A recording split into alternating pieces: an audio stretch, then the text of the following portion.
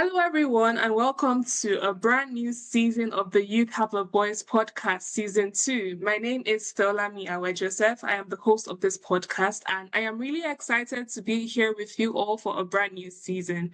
Today, we have our very first guest for season 2. Her name is Timao Stephen-Kings from Nigeria. I'm just going to be talking a bit about her before I let her introduce herself for today's session.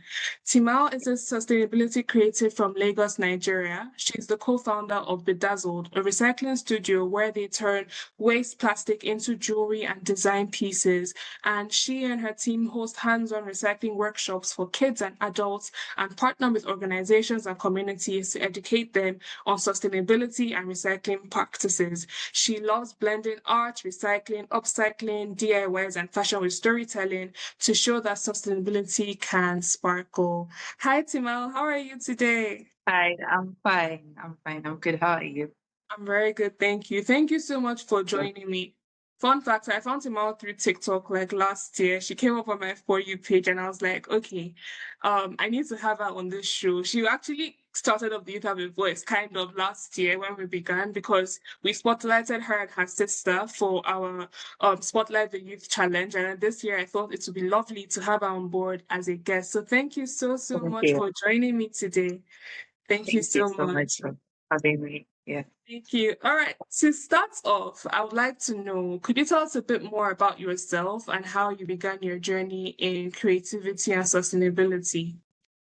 Okay. So I'm Timao and I'm a recycling and sustainability creative here in Lagos, Nigeria, and I run Bedazzled at an Aesthetics, a recycling studio that turns waste plastic into jewelry and home design products. So initially I had come up with a business idea that I thought was really cool, and then I was checking online how to improve it and make it better, and I stumbled across a video on recycling, and I was just so amazed at what they were doing. And then I spent the next year educating myself and experimenting on the whole process, and yeah, that's how this came about.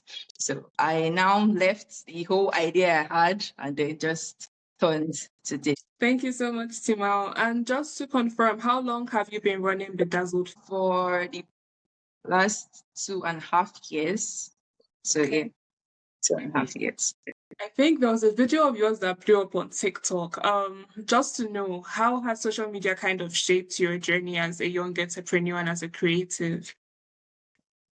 Okay, so initially I was going to start with furniture pieces, so like small stools and things like that. So when I made my first jewelry pieces, I just made them to wear for myself, and then people were like, "Oh, where did you get this from?" and things like that. So I said, "Okay, I could post it online," and then I posted, and it blew up. Like people were really intrigued and amazed with what I was doing. So I think that gave me some level of confidence to continue creating and dive into more variety of jewelry and stuff like that. So Thank you so yeah. much for sharing, Timao. And by the way, I think your room is one of the coolest things I've ever seen. I can see like a newspaper backdrop and I absolutely love Thank it. you. So I transformed the room into like a workshop for me. So I have a lot of upcycled. I used 100% upcycled wood, so I don't buy wood. I just upcycle wood. I've made a couple of tables and stands for my products, and here is a mirror with a frame made from plastic waste. So just a lot of DIYs here and there that I work with and make the space comfortable for me to do my work here. Thank you so much for sharing. I honestly think it's so cool. And I think that Thank you. just leads me to my next question. You seem like such a very creative person. I would like to know, have you always been creative? How was life for you when you were growing up? Is it something that you kind of discovered when you got a bit older? Okay, I think I've always been somewhat creative, so I've always liked DIYs and junk and upcycling things and arts basically. So um there's this line from a Bani song. I don't really remember the full song, but it says, with my imagination and a Bani bag, we'll see what we can make today. So I feel like that was my motto growing up. So I did a lot of DIYs and arts and things like that. I basically look at something and see what it can become. So I did not know it would lead to this career path, but I've definitely always had this maker spirit. And then, yeah, I think it has always been a part of me and shaped what I've become today. Yeah.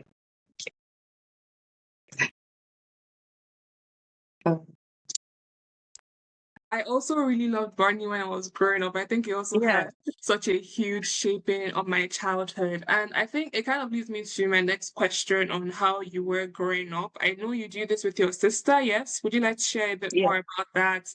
And how exactly did it start that, okay, I want to start using recycled materials to start creating things and recycling and reupcycling things for the environment and as a business yourself? Okay, so my sister and I have been really close, and we are practically the same person in different points. So we have similar ideas. So I initially came up with the idea, but obviously we are co-founders now because we basically do most things together. So it's really nice to have somebody to share your vision and your dream with, because starting something that is not really known can be difficult because people would not understand what you're doing and they tend to judge. So having somebody that shares your vision without judging and is just down for it to do whatever you bring, it's really amazing. So we work on designs and just ideas together.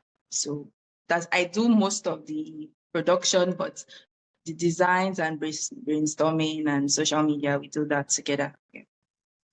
Thank you so much for sharing. And I think that I would also like to know that in Nigeria, for example, is this your full-time job or is it something you do on the side? Yes, I do it full time. Oh, wow. Okay. Yeah. So, a lot of parents in Nigeria and a lot of adults, sometimes they don't really understand that people can actually be in creative careers and just do something by themselves and make a living out of it. Sometimes it's, oh, if you don't go to traditional engineering or law or being a doctor, it's more like, if you're not doing that, what exactly are you doing with your life? So, did you kind of face that backlash when you were little, or was it completely fine for you? And then, even now, how have your parents kind of accepted what you do? Okay, fortunately for me, my parents are 100% encouraging. So when I initially told my mom about the idea, before I had started production or gotten my equipment, she was already gathering the plastic for me. So a lot of times I go to church and a couple of places, and I would hear about my brand from people. Like my mom has been fully supportive of the journey, and my dad also. He's also, I think I got my whole DIY spirit from him. So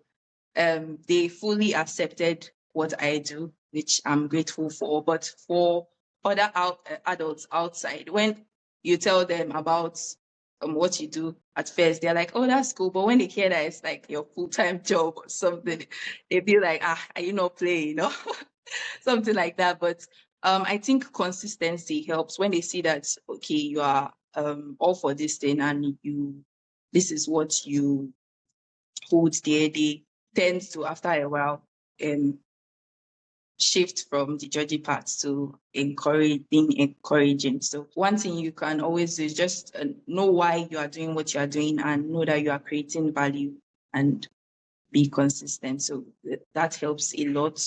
Just forget about the background noise and the criticism, just for what you want and be consistent with it.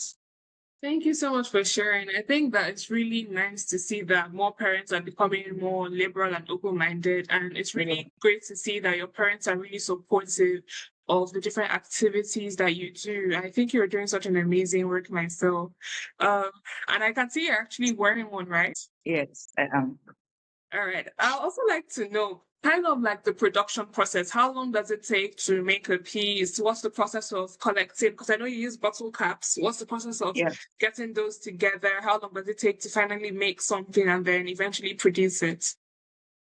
Okay, for the process, um, it depends on what you are making. If it's just dependent, it takes about 15 to 20 minutes to create a piece, depending on how complicated it is. And the process includes sorting, like, okay, you get your plastic, you sort it, you have to confirm first that is the right type of plastic to use, because I don't just use bottle covers. Those are the most available plastic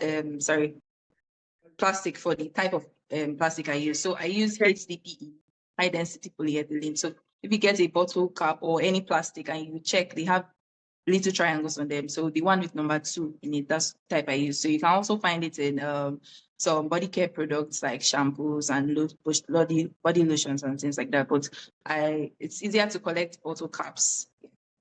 Anyway, so you collect your plastic, you sort it out. I sort it based on the color, because most of the time people want specific colors. So I sort it based on the color to help with that. And then I shred it. I shred the plastic, then I melt, and then I mold it out. So I sometimes just cut out shapes. Then other times it depends on what the customer wants. Some of them want specific designs, or like they can get an idea and then send it to me and I can just do exactly what they want. Some people want like their names and things like that. So I also have to work longer on those pieces. Like it can take me over an hour to do those ones. So for the basic ones, it takes like 15 to 20 minutes, and then the other ones can take up to an hour or two, basically. So for the materials, I get most of my plastic from family and friends. I have a lot of bottle covers with me currently. So people just willingly give me bags of their plastic, like they collect it over some time, a while, and then they hand it over to me. So that's where I get my plastic from. But when I expand, I plan on partnering with little restaurants and stuff to just gather, and schools around to gather their plastic and use them for production. I think that's really cool. And I think that what also makes your project and your business so cool is that you're actually giving back to the environment, because so many people throw so many plastics away, and you actually just see that you can reuse these things to make a difference in your society. Because at the end of the day, if everyone is throwing their plastics on the floor, the place is going to be messy, it's going to be dirty. But you've been able to see how you can actually take trash and recycle and repurpose it into something beautiful, because I honestly think that your pieces are really, really beautiful. And I think you're welcome. And I think that just leads me to my next question. Being in Nigeria, have there been any challenges running your business? What are some things you possibly say having some kind of setbacks? And maybe for anyone who would like to start a business in a similar field, what would you advise them to do? Okay, I think the major setback or challenge I had was getting equipment. So when I started off at first, it was really hard to get the equipment I needed, because I plan to DIY again. I plan to use other equipment that were not made for recycling, and they were not easy to find, because the major equipments that I need for recycling are very, very expensive. So I was going to use alternative methods for it. The major equipment I use, I was using it for over a year, and then it got bad. And to replace it, I spent over 5 months trying to find a replacement for it. I checked online, and then I checked Benin and Port Harcourt and Lagos. I was roaming around for a while before I was able to replace it. So the equipments are not readily available per se, and the ones available are very expensive. But you can also find alternative methods, because based on that setback, I was able to find another way I could recycle the plastics. So I feel like when we come across challenges, it challenges us to find other ways and to be innovative, to find solutions to our problems. So that, and you mentioned that in Nigeria it's not. Sorry, what was the other Yeah, so like question? in Nigeria, sometimes running a business could be a bit difficult. Have you had any specific challenges running while in Nigeria?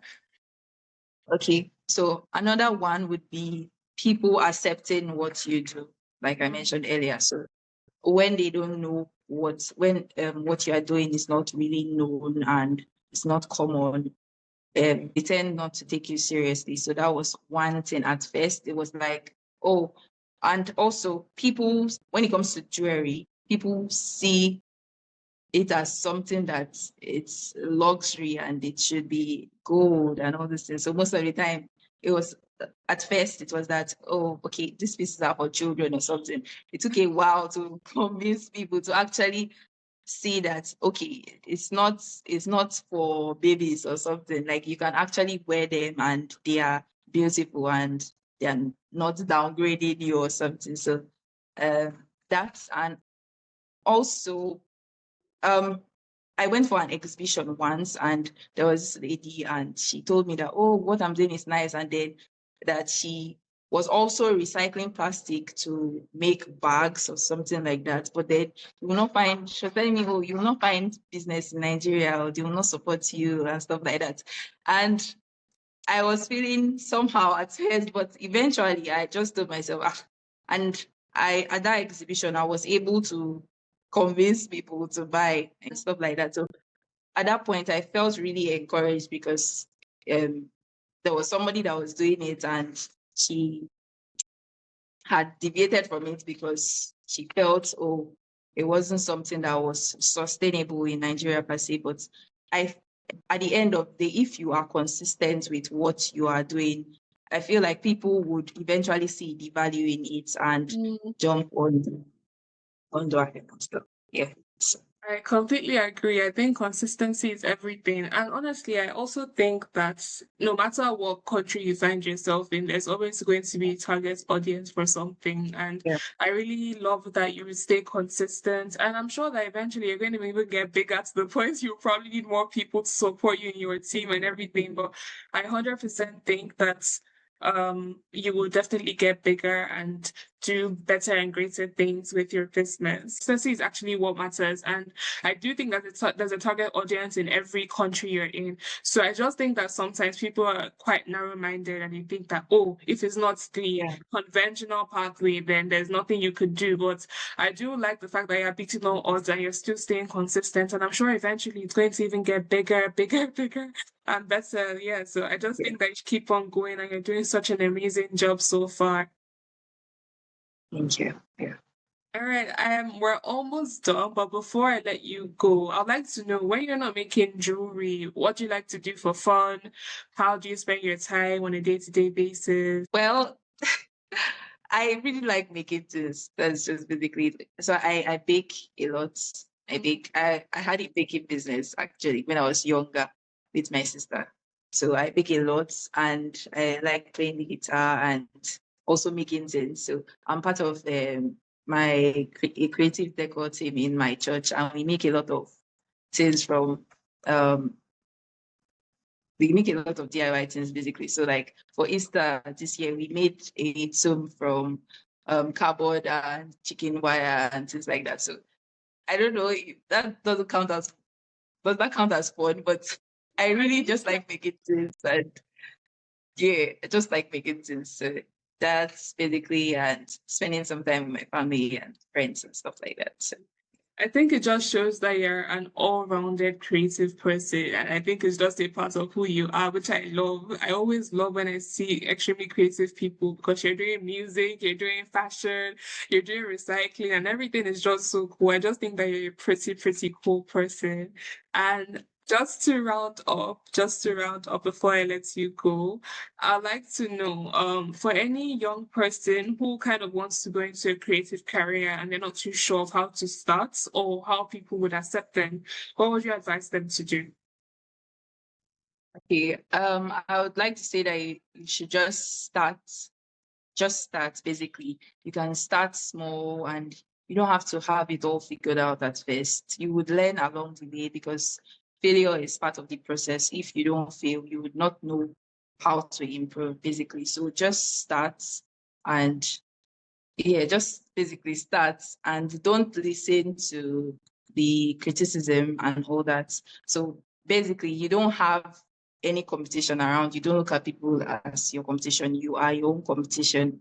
So just keep improving yourself based on the mistakes you've made. So if you look at the pieces I made initially and the pieces I'm making now, there's a tremendous difference. Like I can tell. I thought they were so beautiful before, obviously, but I can tell that there's a big difference. So if I did not start, I wouldn't have been able to reach this level that I am at now. So just keep on going, be consistent, and listen to your heart, basically.